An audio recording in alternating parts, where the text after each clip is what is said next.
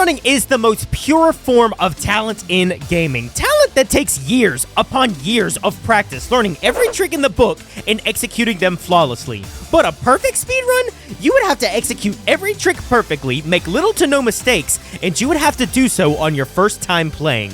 And I know just the perfect game to do it with. So a little bit of backstory. Rhythm Heaven, for those who don't know, is a rhythm game, listed right here in the title, Heaven not included. This was Nintendo's attempt to build off of the rise and the success of the genre in the mid-2000s. You know, your Guitar Hero, Sing Stars, Just Dances, Dance Dance Revolutions, anything other than we do not talk about this one. Most of your typical rhythm games are chart-based. You have a specific string of notes that comes towards you, and you use the controls on screen to progress through the game. Rhythm Heaven, on the other hand, lets you control one character that changes each song, and all you have to do is press 1 or 2 buttons. Sounds pretty simple, but each song gets progressively harder. Each song is a challenge to learn as it goes along, and each one tries to trick you or throw obstacles in your way, while all you're doing is pressing either the A button or the A and B button at the same time. So, why are we speedrunning Rhythm Heaven Fever? Honestly, I just wanted about 10 minutes to talk about it. The more I looked into it, the more I fell in love with this game. The simplistic art style just oozes so much charm and personality. It essentially feels like, let's just take this simple concept, put a wacky cartoon spin on it, and then turn it into a rhythm game. And it doesn't help that the music is just infectious. By God, I grew up as a musician, so naturally, I grew attached to this beautiful blessing of a title. But this means I have to sit down and brainstorm. How was I going to take my love for music, my newfound love for this game, and give me a chance to talk about it for 10 minutes? So I drew the monkey. The next page says speedrun it though. I love rhythm games, but I also love speedrunning, which is kind of like saying you love the smell of pasta but get gushy over motor oil. With a rhythm game, every song goes at the same pace. Every minigame is the exact same length from start to finish, so how in the hell can you even speedrun a rhythm game? Menu navigation? I mean, they also said you couldn't speedrun a clock, but I did it. Speedrunning is meant to be a test of skill, the ultimate test to prove how well somebody has mastered a game. Sure, the goal may be get to the end of the game as fast as possible, but I like to think of the prize. The prize is knowing that with your level of patience, your level of dedication towards this game, that you have mastered the mechanics within it. It doesn't matter if it's a rhythm game, I just wanted to show that I was the best at my craft. Now, I also decided to do it blindfolded, and why did I do that? Because I have nothing better to do. I've seen blindfolded speedruns before, and it is genuinely impressive. If you make one small mistake, it can potentially mean a game over. You get off the beaten path, good luck learning the backup strat for the backup strat for the back. But I wanted to take it a step further. Since this is a rhythm game, you don't have to look at the screen if you've memorized everything, because everything always stays the same every single run through. Take Rock Band and Guitar Hero, for example. If you know how to play a real drum set, plenty of times you can go into a song you've never heard before and be able to do well because you know the song. Same here. I've never played Rhythm Heaven before, but as long as I can memorize those songs, I could hypothetically go and buy the game for the first time, and as soon as it gets here, I can play the game live for everybody to see and never have to look at the screen once. And with that being said, I just spent $120.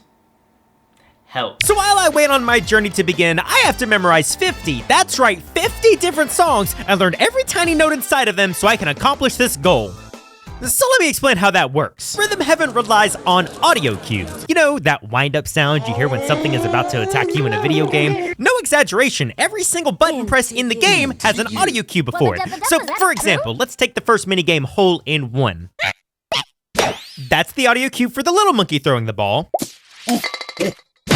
And that's the audio for the big monkey throwing the ball. Actually, he's technically a mandrill. More like, man, I really gotta drill these songs into my head.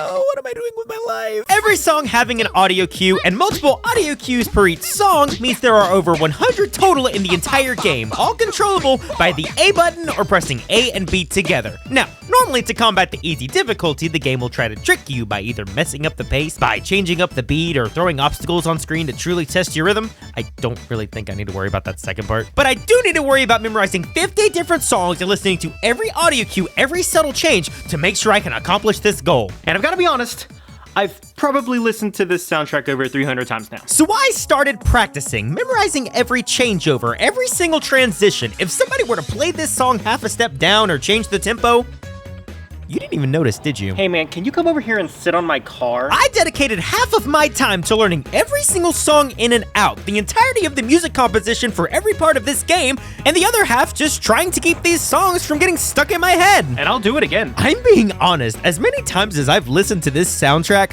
I still cannot get tired of it, even if this is leading up to some big inevitable goal of this ultimate test to see if I could beat this game. I still can't find myself not trying to listen to this soundtrack. I don't care if this was just for a rhythm game. I honestly didn't care if I was going to be happy performing the challenge. I just knew that if I was having a blast just learning the songs, I couldn't wait to experience the songs in game. But I won't lie, there are negatives to doing what God only wishes he could do. For example, you truly don't get to see how much personality this game actually has unless you have your eyes glued to the screen. Every once in a while, you'll have this football player jump up and catch the ball that you kick into the background. The gophers that show up in the same minigame show up watching the TV at the end of Love Rap. This little monkey shows up in who knows where next to. He could be right beside me and I'd not even know it. You get it, cause the joke here is that. But after 3 months of long and arduous training, I finally knew that I was ready. I was prepared to complete the perfect speedrun. To ensure authenticity, I was gonna stream it to a live audience, and I was gonna make sure I blindfolded myself live on stream to prove myself truly capable of this task. The only gameplay that I did before the stream was starting up the game on my Wii U, because for a game that I bought off of eBay, I really needed to make sure that I didn't waste $120 for no reason. I also blindfolded myself during this part to prove the authenticity, and after 90 long days of non-stop training, replaying this entire set list 3 times a day in my journey to play and beat Rhythm Heaven Fever for the first time blindfolded, how did it go? Bum, bum, bum. 2, 3, 4. It went flawlessly. I rolled through everything. I barely missed a note. I completed all of the levels on the first try. I was truly completing a perfect speedrun. Or at least that's what I wish I could say. Because I didn't. So far, so good, as far as I can tell. Oh, bad. That was bad. That is a try again. I lost. After all those months of training, I couldn't get past the first remix.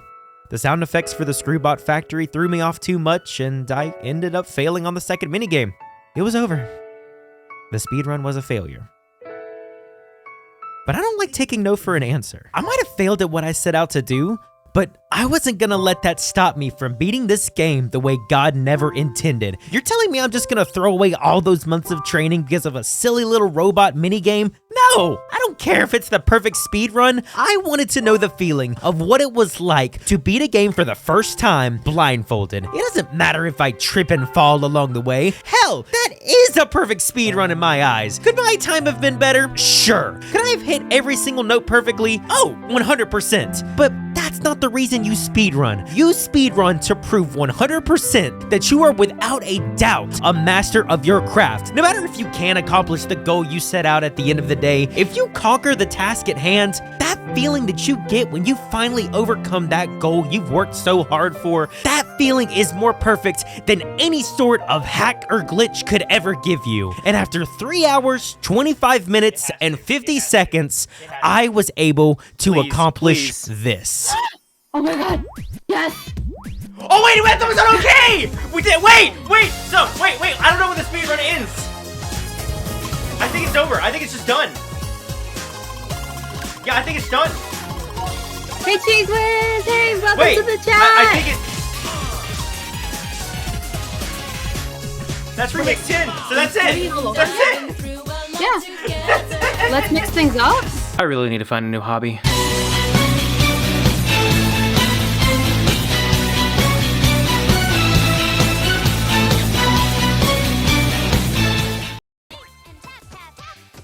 I'm actually seeing this game being played for the first time.